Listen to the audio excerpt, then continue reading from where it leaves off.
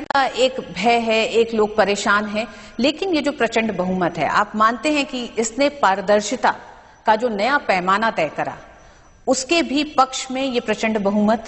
मोदी जी का देश का प्रधानमंत्री बनना भारत में एक नए युग का सूत्रपात है और उन्होंने पहले दिन से जिस प्रकार की योजनाओं को क्रियान्वित करना प्रारंभ किया और जिस मजबूती के साथ, जिस दृढ़ता के साथ उन्होंने निर्णय लेना प्रारंभ किया। 3 वर्ष हो जाएंगे 26 मई को माननीय प्रधानमंत्री जी के शपथ लिए मोदी जी के प्रधानमंत्री बने हुए। इन 3 वर्षों में 60 से अधिक ऐसी कल्याणकारी योजनाएं उन्होंने लागू की पूरे देश में, जो इस समाज का अंतिम पायदान का व्यक्ति जिससे लाभान्वित होता है।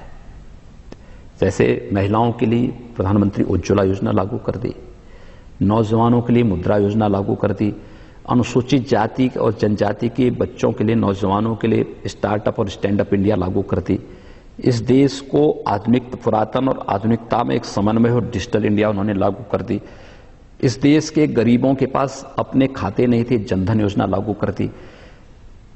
डेवलपमेंट की इतनी योजनाएं लागू की, किसानों के लिए, गांव के लिए, गरीब के लिए, हर तबके के लिए।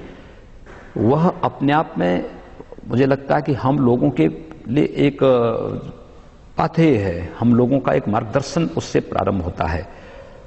स्वाभाविक रूप से इन सब योजनाओं को आगे बढ़ाने, इन योजनाओं से प्रेरणा लेकर के कार्य करने की आवश्यकता है।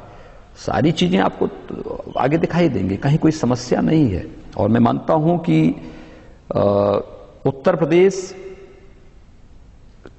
मोदी जी के निर्देशन में केंद्र सरकार जिस तरीके से कार्य कर रही है, उसके आधार पर हम कार्य करेंगे। बहुत सारी योजनाओं को हम लोग बहुत शीघ्र यहां पर उत्तर प्रदेश के अंदर लागू करने वाले हैं। आप देखेंगे कि यहां पर एक आमूलचूल परिवर्तन दिखाई देगा।